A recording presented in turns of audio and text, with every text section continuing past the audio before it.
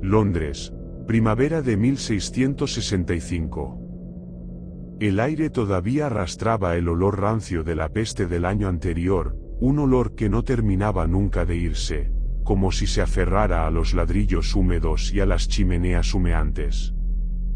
Los comerciantes decían que el invierno había sido moderado, pero para los habitantes de St. Giles-in-the-Fields, el frío había traído consigo una inquietud que no lograban explicar. Los rumores comenzaron despacio: gatos muertos sin heridas, ratas que huyen de las casas sin razón, gente que se despierta gritando en medio de la noche diciendo que sienten algo caminando sobre sus pechos. Pero Londres siempre tenía rumores. Londres siempre tenía miedo. Edmund Hale, escribiente de 30 años, conocía bien la vulnerabilidad de su barrio. St. Giles era una zona pobre, amontonada, donde vivían jornaleros, curtidores, buhoneros y mendigos.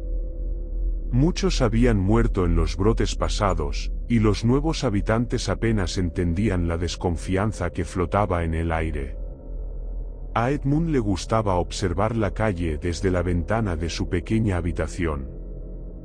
Veía pasar a los aguadores, a los vendedores de pan gritando sus precios, a los barberos cirujanos ofreciendo sangrías y remedios dudosos. La vida parecía normal. Pero la normalidad, en Londres, era siempre un fino vidrio a punto de romperse. Fue a finales de abril cuando llegó un buhonero que venía de las afueras, un hombre envuelto en harapos, con un carro lleno de telas baratas, herramientas oxidadas y frascos sin etiqueta. Muchos vecinos compraron cosas a precio ridículamente bajo, sospechando que el hombre necesitaba irse rápido. Tenía una tos profunda, como de pulmones empapados en agua. Algunos dijeron que olía extraño, como a carne dulce en descomposición. Matthew Croque, el curtidor que vivía justo al lado de Edmund, fue uno de los que lo invitó adentro para beber cerveza y descansar. Se escucharon risas esa noche. A la mañana siguiente, Matthew despertó con fiebre. El médico del barrio, Mr. Hayes, lo examinó con desgano.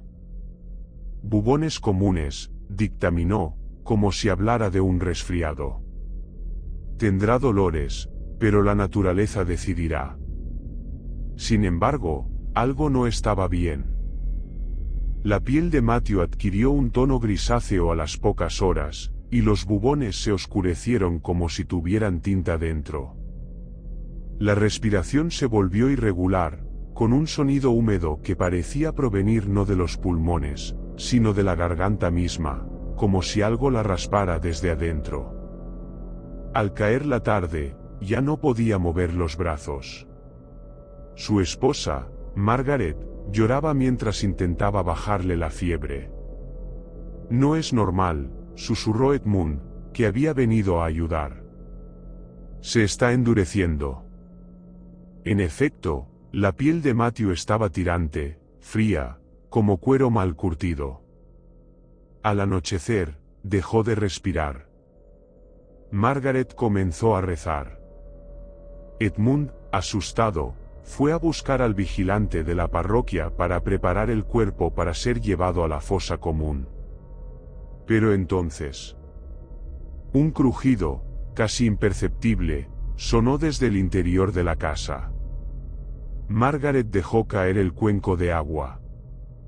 Edmund giró hacia la cama. Matthew abrió los ojos. No eran ojos humanos. No eran los de un moribundo. Eran dos charcos negros, brillantes a la luz de la vela, sin pupila ni esclerótica. Parecían dos agujeros hacia algo que no pertenecía a este mundo. La mandíbula se desencajó con un chasquido horrendo. De su garganta brotó un gruñido casi animal.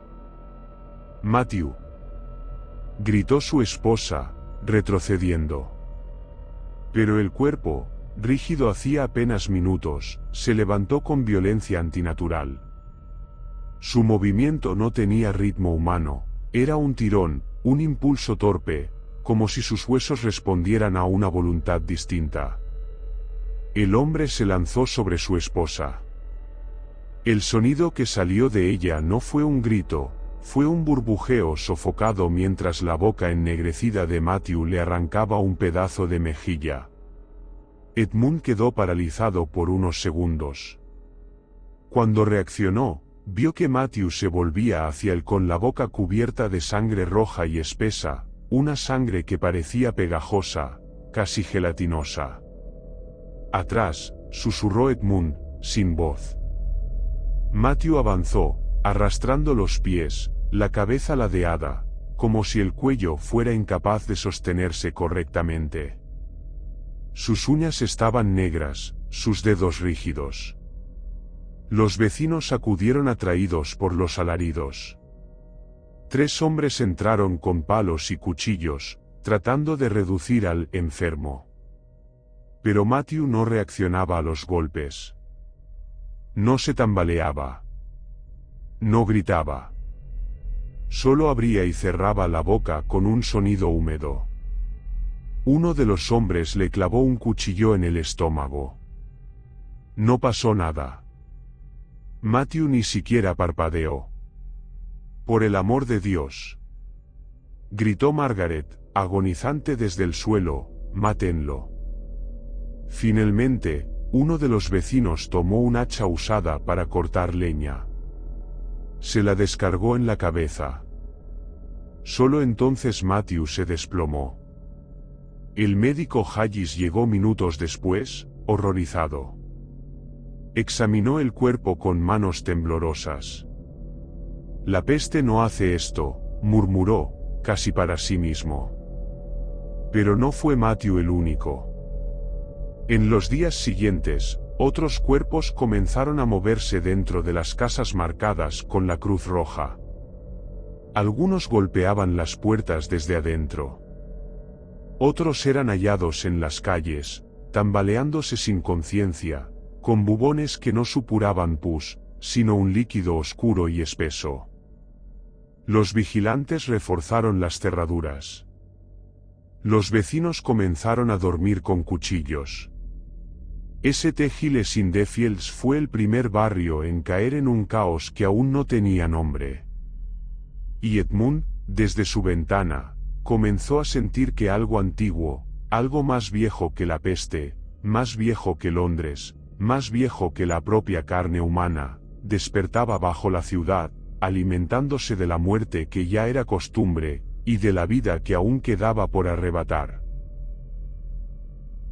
El verano de 1665 llegó pesado, húmedo, empapando cada rincón de Londres con un calor malsano. El hedor a pescado podrido y aguas negras se mezclaba con algo nuevo, un olor metálico, agrio, que se adhería a la garganta. El alcalde y los concejales, presionados por los médicos de la ciudad, decretaron la cuarentena estricta. Edmund le vio cómo, en cuestión de días, los vigilantes marcaban cada casa con infectados. Tomaban una brocha, la empapaban en pintura roja espesa, y trazaban una gran cruz en la puerta. «Dios tenga piedad de nosotros», en letras temblorosas, completaba la sentencia. Era una marca de muerte. Los vigilantes clavaban las puertas con tablones gruesos. Su tarea era impedir que nadie saliera. Se suponía que cuidaban, que vigilaban, que mantenían a raya la peste. Pero a partir de mayo, las cosas cambiaron. Al principio eran rumores, escuché algo golpeando desde adentro durante toda la noche. Mi hermano me llamó por debajo de la puerta, pero estaba muerto desde ayer. Una mujer intentó morderme cuando abrí para darle pan. El problema era que los vigilantes no estaban preparados para lo que se gestaba detrás de esas puertas cerradas. Edmund presenció el primer incidente una noche de luna débil. Una casa en Bainbridge Street estaba sellada desde hacía 3 días. Allí vivía una familia numerosa, 5 niños, 2 adultos. La peste había entrado rápido y había hecho estragos. Esa noche, los golpes no parecían los de un moribundo. Eran fuertes, rítmicos, coordinados. El vigilante, un hombre robusto, se acercó en silencio, intentando asomarse por la rendija de la ventana. Edmund, desde su esquina, sintió un escalofrío. ¿Quién está ahí dentro?, preguntó el vigilante, con voz temblorosa. Y entonces, del otro lado, se escuchó un susurro colectivo, como si varias voces hablaran a la vez pero sin articular palabras. Un segundo después, la puerta se movió violentamente. Golpes secos, férreos, como de puños o piedras. El vigilante retrocedió. No puede ser, murmuró. Los doctores dijeron que murieron todos. La madera comenzó a astillarse desde dentro. El hombre gritó por ayuda. Cuando 2 patrulleros llegaron, se encontraron con la puerta casi cediendo, como si algo pesado chocara contra ella una y otra vez. Finalmente, la madera se partió. Lo que salió de la oscuridad no tenía forma definida a primera vista, parecían cuerpos amontonados, moviéndose como un solo organismo. Los niños iban adelante. Sus ojos eran negros, vacíos. Sus bocas sangraban. Sus movimientos eran torpes, pero persistentes. El vigilante no alcanzó a huir. Uno de los niños se le lanzó al rostro, mordiendo con una mandíbula rígida y engrasada de sangre coagulada. Los otros cuerpos pasaron por encima de él como una ola silenciosa. Edmund se quedó inmóvil, aterrorizado, mientras veía a los muertos dispersarse entre las sombras. A partir de esa noche, los vigilantes empezaron a desertar. Los carroñeros, hombres contratados para recoger cadáveres, también estaban al borde del colapso. Sus carretas recorrían la ciudad al amanecer, recogiendo cuerpos envueltos en sábanas ásperas. Pero muchos no estaban del todo muertos. Una mañana, Edmund vio como uno de los cuerpos se movía bajo la tela. Debe ser un espasmo, dijo el carroñero, nervioso, sin convicción. El cuerpo se sentó.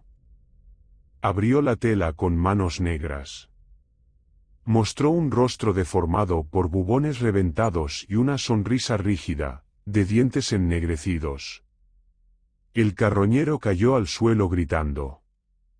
El cadáver, o lo que fuese, se abalanzó sobre él, y pronto otros cuerpos dentro de la carreta comenzaron a moverse también, como si despertaran por contagio. A partir de entonces, los sepultureros empezaron a abandonar su deber. Las fosas comunes se llenaban demasiado lento. Los muertos, o los que parecían muertos, quedaban tirados a media calle. Y en la noche, se levantaban. A mediados del verano, Samuel Taine, aprendiz de carpintero y amigo de Edmund, llegó corriendo a su casa, empapado en sudor y con la camisa rasgada. Edmund, jadeó, tienes que escucharme, lo que está ocurriendo no es peste, y no es natural. Relató que en Poultry, una casa marcada había sido reforzada con tablones dobles para evitar escapes. Los vigilantes habían escuchado risas dentro. Risas. Luego gruñidos. Luego el arrastre de pies, de muchos pies. Cuando intentaron reforzar la entrada, los pestosos rompieron las ventanas por dentro, saltando como animales fuera de control. A 3 vigilantes les desgarraron la garganta. Samuel describió a una mujer infectada que tenía el cuello torcido en un ángulo imposible. Su cabeza colgaba, pero aún así caminaba con precisión, como si sus huesos ya no gobernaran sus movimientos. No responden al dolor, susurró. No gritan. Solo, avanzan. Los médicos de la ciudad comenzaron a usar picos y martillos, no para curar, sino para rematar cuerpos antes de que despertaran. Pero la burocracia era lenta. Los certificados tardaban. Las carretas no daban abasto. Las fosas se llenaban. En los patios traseros, los vecinos acumulaban cuerpos en montones, esperando que alguien los retirara. Pero cada amanecer, algunos cuerpos del montón ya no estaban allí. Rastrillos de uñas marcaban los muros. Restos de sangre aparecían en puertas o ventanas. Los niños dejaron de jugar. Los perros desaparecieron. Los gatos, cuando aparecían, tenían la columna quebrada y la cabeza arrancada. Para agosto, St. Giles in the Fields era una sombra de sí mismo. Callejones vacíos. Vigilantes aterrados. Campanas que sonaban día y noche sin pausa. La peste, la cosa que se disfrazaba de peste, se propagaba no solo por contacto, sino por desconocimiento, por negación, por miedo. Edmund comenzó a escribir un diario, intentando comprender. La peste se mueve. La peste se detiene. La peste mira. Porque poco a poco, Edmund empezó a notar algo que le heló la sangre. Los infectados parecían reconocer puertas no reforzadas. Se agrupaban frente a tabernas abiertas. Seguían a personas aisladas. Evitaban a los vigilantes armados, hasta que podían rodearlos. No eran meros cadáveres ambulantes. Actuaban en conjunto. Como si compartieran un susurro común. Una voluntad oculta. Algo se estaba gestando dentro de la ciudad encerrada. Algo que la cuarentena no podía detener. Algo que no debía haber vuelto jamás. El otoño de 1665 llegó sin el alivio que muchos esperaban. Londres ardía en fiebre, no por calor, sino por superstición. Los pregoneros gritaban que Dios castigaba a la ciudad por sus pecados, los médicos declaraban que la enfermedad mutaba más rápido de lo que podían estudiarla, los vigilantes desaparecían uno por uno. Edmund Halley llevaba semanas con el presentimiento de que algo terrible estaba por suceder. La ciudad estaba inquieta. Demasiado inquieta. Una tarde, mientras se dirigía hacia el río a comprar agua limpia, o lo más cercano a ello, notó que la concurrida zona de St. Paul's Wharf estaba muda. No era natural. No en Londres. No un jueves, cuando las barcazas llegaban repletas de mercancía y voces. El Támesis corría lento, cargado de basura y cadáveres hinchados que flotaban como bolsas negras. Había cuervos en los techos, decenas, mirándolo con ojos brillantes. Edmund sintió un escalofrío recorrerle la espalda. ¿Samuel?, susurró, mirando alrededor. Pero su amigo no estaba allí. Fue entonces cuando vio la puerta del almacén de maderas de los Taine medio abierta. Golpeó. No hubo respuesta. Dentro olía a serrín húmedo, y a algo más. Algo rancio. Algo a medio camino entre el hierro y la carne. «Hola», llamó Edmund, avanzando entre las sombras. Encontró a Samuel Taine acurrucado detrás de un barril, con una pistola rota en la mano y los ojos enrojecidos por el miedo. «Están aquí», susurró. «Escúchalos». Edmund agudizó el oído. Al principio no oyó nada. Pero luego, algo. Raspones. Pequeños golpes. arrastres suaves contra la madera. No venían de dentro. Venían de debajo del suelo. ¿Qué demonios?, murmuró Edmund. Samuel temblaba sin control. Los vi, Edmund. Salen de las alcantarillas al anochecer. No están muertos, ni vivos. Dios me perdone, no sé qué son. Lo tomó del brazo. Tenemos que salir de aquí, urgió Edmund. Si se están moviendo, mejor es que. Un golpe retumbó desde el piso inferior. Seco. Violento. Luego otro. Y otro. Las tablas empezaron a combarse. Samuel soltó un sollozo. No paran, no paran. A través de una grieta del piso emergió primero un dedo. Negro. Resquebrajado. Rígido. Luego una mano entera, que clavó sus uñas endurecidas en la madera, tirando de sí misma hacia arriba. Edmund retrocedió, tropezando con un tablón. Samuel lloraba sin sonido. El cuerpo que surgió de la penumbra tenía la piel pegada a los huesos, los bubones reventados, y un rostro cubierto por un velo de sangre oscura como tinta. Los ojos, esos ojos, dos pozos negros que parecían absorber la luz. Pero lo peor no era uno. Eran varios. Torsos emergiendo. Cabezas ladeadas. Bocas entreabiertas. Todos ascendiendo como arañas que trepan por un pozo. Edmund agarró a Samuel por el brazo y lo alzó a la fuerza. ¡Arriba! ¡Muévete! Cruzaron el almacén corriendo, esquivando tablones y herramientas. Detrás, un coro de gruñidos húmedos resonaba desde el sótano. Cuando salieron a la luz tenue del atardecer, descubrieron que St. Paul's Wharf ya estaba perdido. Los infectados caminaban tambaleantes entre las barcazas, moviéndose en grupos, como aves migratorias. Algunos se arrojaban al río y salían del agua con movimientos deformes, como si el frío no les importara. Nos rodean, susurró Samuel. Esto es una trampa. No parecían actuar al azar. Había un patrón. Un orden. Como si alguien los guiara. O algo. Edmund tomó aire, tratando de pensar con claridad. Rumbo a su casa, dijo. Rápido.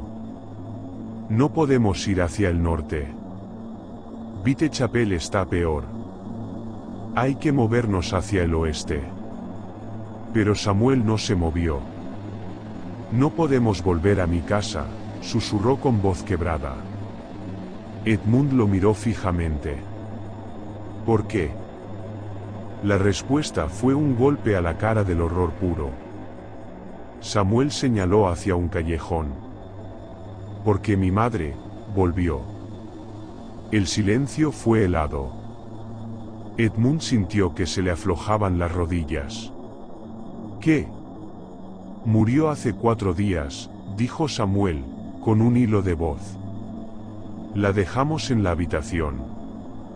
Sellamos la puerta por dentro. Mi hermana y yo huimos. Pero esta mañana la escuché hablar detrás de la puerta. No grita. No huele a muerte. Solo habla. Como si rezara, pero al revés.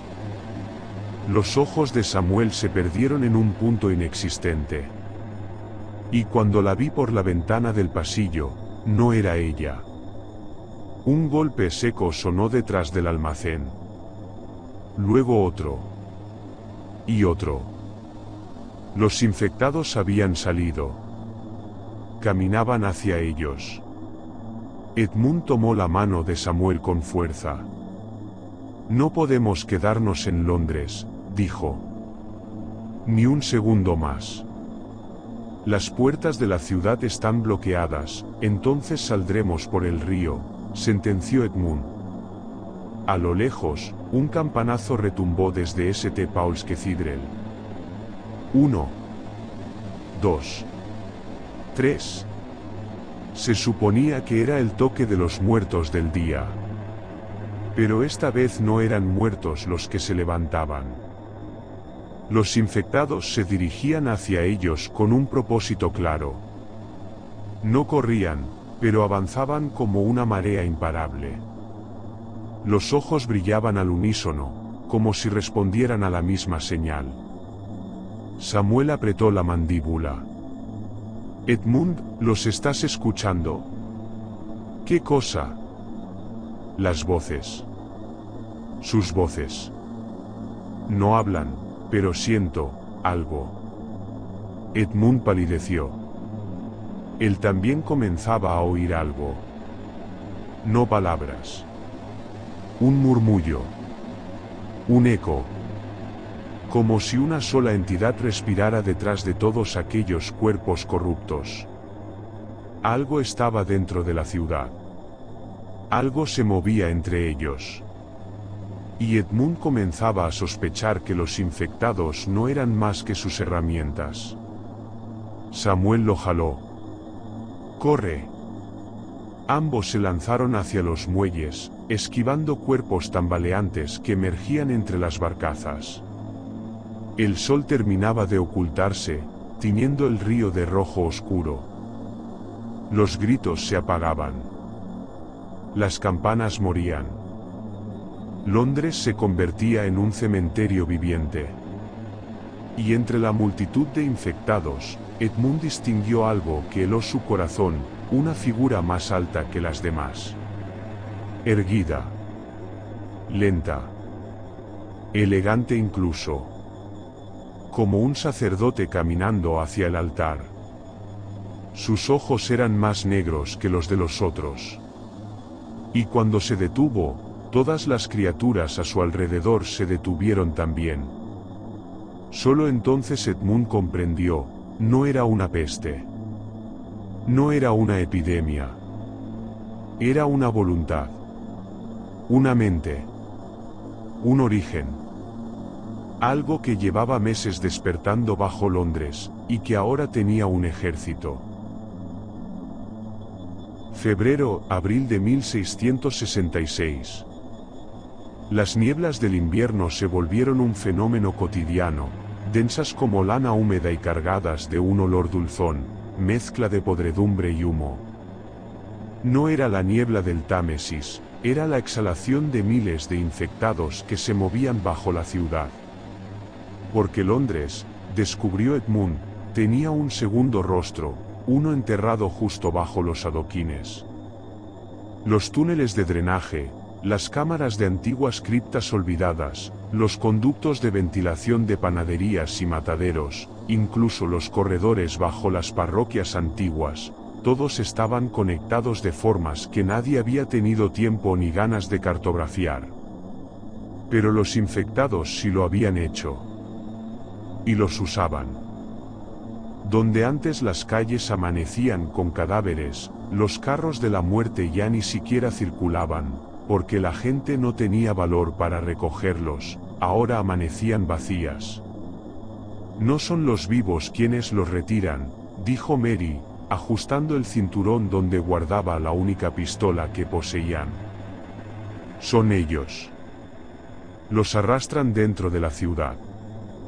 Alexander, el joven médico escocés, replicó, o los consumen ahí mismo, bajo las casas. Nadie quería comprobarlo.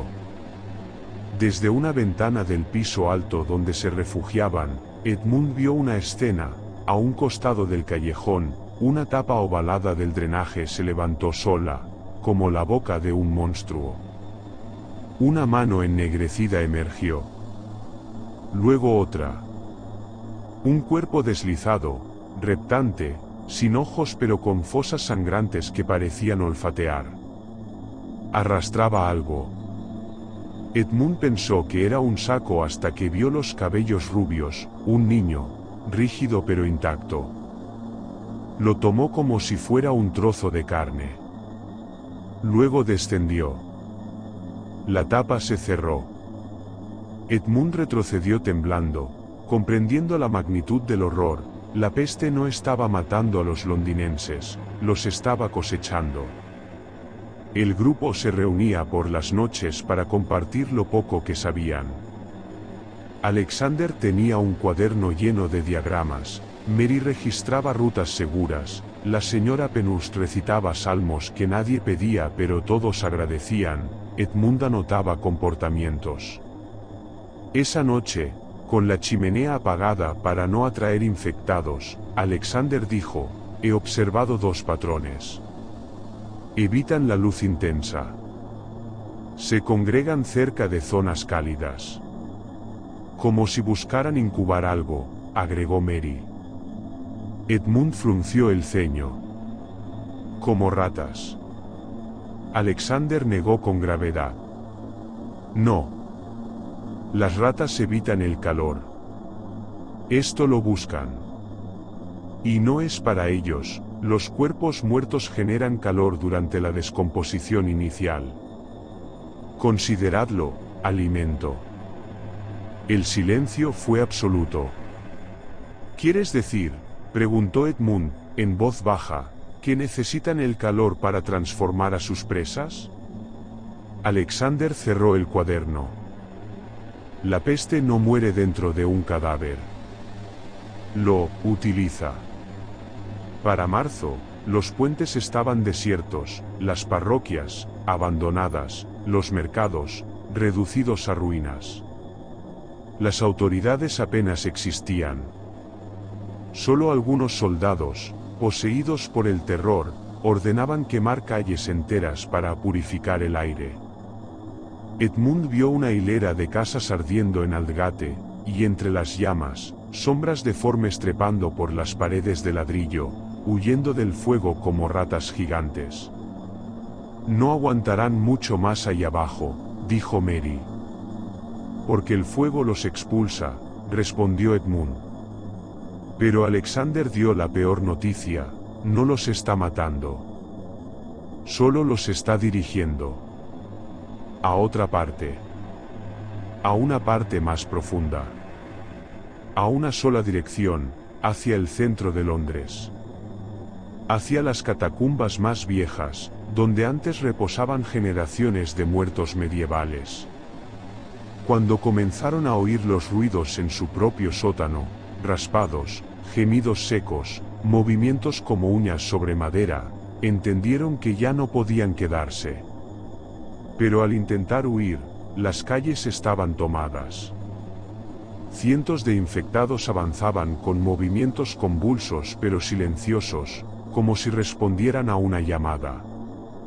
Todos caminaban hacia la misma dirección, St. Paul's. Tenemos dos opciones, dijo Mary, mientras cerraba la puerta con una barra de hierro, subir al tejado, o bajar. Los ruidos bajo el suelo se intensificaron. Algo golpeó desde adentro. Otra cosa se arrastró, empujando la tierra. Alexander se arrodilló, puso la oreja en el piso y susurró, están naciendo.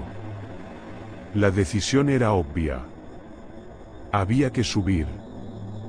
Desde arriba, Londres parecía un organismo enorme, respirando. Las calles hervían de infectados que avanzaban en hordas. Cada callejón expulsaba criaturas recién transformadas. Los cimientos temblaban, como si hubiese movimiento dentro de la tierra misma. Mary sostuvo el catalejo. St. Paul's está rodeada. Alexander murmuró, es la única estructura con criptas que conectan con casi todo el subsuelo. Si controlan eso. No se atrevió a terminar la frase. Edmund lo hizo por él, tendrán toda la ciudad. Y desde la ciudad, todo el reino. Un sonido estremecedor subió por los muros, no un grito, sino miles de voces muertas exhalando al unísono. Era una señal. Un llamado. Los infectados respondieron, deteniéndose un instante, levantando la cabeza como animalitos que olfatean el aire, y luego avanzando hacia la catedral con furia renovada. La gran peste había encontrado un centro, un corazón donde latir. Y lo que fuera que gobernaba ese corazón estaba a punto de despertar. Edmund tragó saliva. «Tenemos que huir», susurró Mary. Pero ya no había escapatoria. Londres estaba viva. Y los vivos, atrapados en su interior. Septiembre de 1666. Cuando el gran incendio de Londres comenzó en la panadería de Thomas Farriner, en Pudding Lane, muchos creyeron que sería una tragedia más en un año de calamidades. Pero no para Edmund. Desde la colina donde se había refugiado, exhausto, hambriento y temblando de fiebre, vio cómo la ciudad ardía con un resplandor casi sobrenatural. Las llamas se extendían con una velocidad que desafiaba toda lógica, brincando de techo en techo como si alguien, o algo, las guiara. Mary y Alexander, ambos aún vivos pero profundamente marcados por el horror subterráneo, observaron en silencio. «Dicen que el fuego purificará la peste», murmuró Mary, sin creer realmente en sus palabras. Edmund tragó saliva. Purificar, sí. Pero también, despertar. Los tres habían visto lo que yacía bajo Saint Paul's. Habían visto el corazón de la infección, un amasijo de cuerpos fusionados, respirando en un ritmo lento, alimentado por los cadáveres que le arrojaban las hordas de infectados. Un órgano vivo hecho de los muertos. Y también habían oído su voz, un murmullo colectivo que parecía hablar desde siglos atrás.